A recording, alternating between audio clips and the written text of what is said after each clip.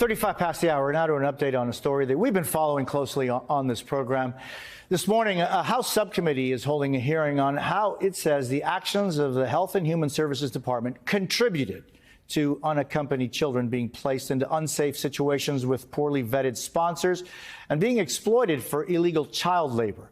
The hearing comes one day after the New York Times reported the White House and federal agencies were repeatedly alerted to signs of children being at risk, but those warnings were mostly ignored. The Health and Human Services Department told the Times it, quote, vetted sponsors sufficiently, but couldn't control what happened to children after they're released. And White House officials said that while HHS and the Labor Department had passed along information about migrant child labor, the reports were not flagged as urgent and did not make clear the scope of the problem. With us now is Hannah Dreier, Pulitzer Prize-winning investigative reporter for the New York Times, who broke this story. Hannah, I can't thank you enough for being with us, and the work that you're doing is just so important. Thank you for having me. There's so much to talk to you about your story, but HHS and the Labor Department and the White House are all trying to say, look, I really didn't get this red flag big enough for my face. What were those red flags? And break down for what you found. Look, we are really talking about a crisis in migrant child labor in this country. I found children in every state in the country who are working dangerous, illegal, exploitative jobs. These are jobs in factories, in meat processing.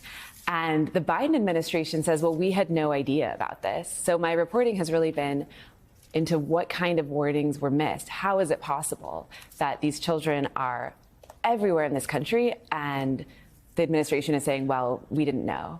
So what is it that someone did know and that now they're saying we didn't get the red flag in our face enough? What were some of the things that they did know? So they were pointed to evidence multiple times. They were told about clusters of children all across the country working overnight shifts, working in meat packing plants, working in car part factories. These are some of the most dangerous jobs.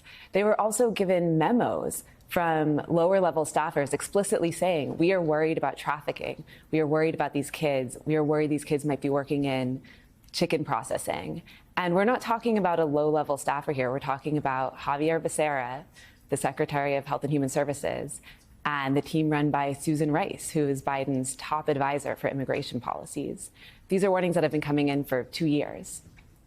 You also met a 14-year-old from Guatemala named Antonio Diaz Mendez. Tell me and tell us a little bit about him. So Antonio came to this country just after he turned 14. He was at a shelter for a month on the border. And at this shelter, they're supposed to make sure that they're releasing kids to people who will keep them safe, who will provide for them. And instead of that happening, he was released to a man who told him he had to pay off a debt. Not a family. A stranger, somebody he hadn't met, somebody from his village back in Guatemala.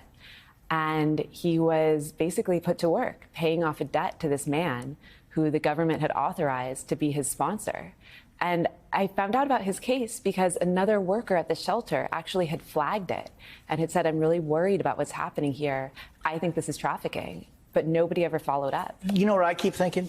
These are the cases and that you so diligently found of kids that are forced to work to pay back. But what about all of the thousands maybe of kids that are not being put to work in construction sites and in meat packing plants, but are being exploited and sexually abused? Is that a possibility? Because it seems like there is no checking in. The fact is, the government at this point does not know what has happened to thousands and thousands of these children.